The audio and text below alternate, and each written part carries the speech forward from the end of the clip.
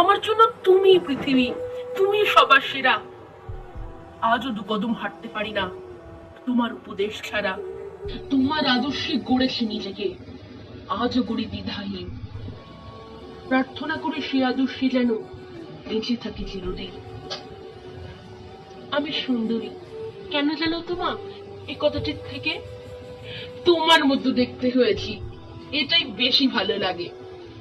তোমার মতন শাড়ি ভালোবাসি, 3 বেলা ভাত খাই। তোমার মতনই কাজের ফাঁকেতে আনমনে গান গাই।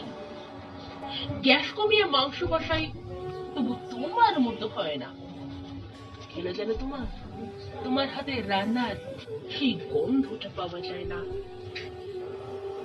তোমার মতনই জোড়া ভরু রাখি, এলো খোপা করে চুলে। এত কিছু করি শুধু তোমার মতো হতে চাই বলে। বেশ ক বছর আগে আমায় সুশিক্ষা দেবে বলে নারীর নীতি বলে একখানি বই কিনে দিয়েছিলে।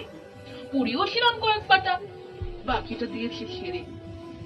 কিছুটা পড়েই মনে হয়েছিল কি পড়বো এটা পড়ে। বই না পড়ে আমার উপর বেশ লেগেছিলে তুমি, জিজ্ঞাসাও করেছো, যদিও তখন কিছুই বলিনি আমি। কি বলবো মা, কি পড়বো আমি ওই কটা কাগজের ভাঁজে? আসল নারী তো বিরাজ করছে আমার মায়ের মাঝে। জানো তোমা, ওই বইটার প্রতিটা পাতার কথা মনে হয়েছিল তোমাকে নিয়েই, তোমাকে ভেবেই গাঁথা। ওতে বর্ণিত প্রকৃত নারীর সমস্ত উপমাগুলো পড়ে দেখলাম তোমার সাথে একেবারে মিলে গেল। তাই দুপাতা পড়ে ফেরত দিলাম বইটা তোমার কাছে। আমার কাছে প্রকৃত নারীর জীবিত উপমা আছে, তাই মিথ্যেই করে তোমার আদলেই নিজেকে গড়ার পায় না। আমি আদতেই জানি আমার মায়ের মতো চাইলেই হওয়া যায় না। তোমার মতো অত স্নিগ্ধতা আমার ভেতর কই, তোমার মতো এত স্নেহশীলা আমি অন্তত নই। সোমা, ওই দেখো, এটুকু শুনেই চোখে জল চলে এলো। অমনি আবার আমারও সকল ছন্দ গুলিয়ে গেল। যাকে ছন্দ পতন ঘটুক, কি আর এলো গেল তাতে।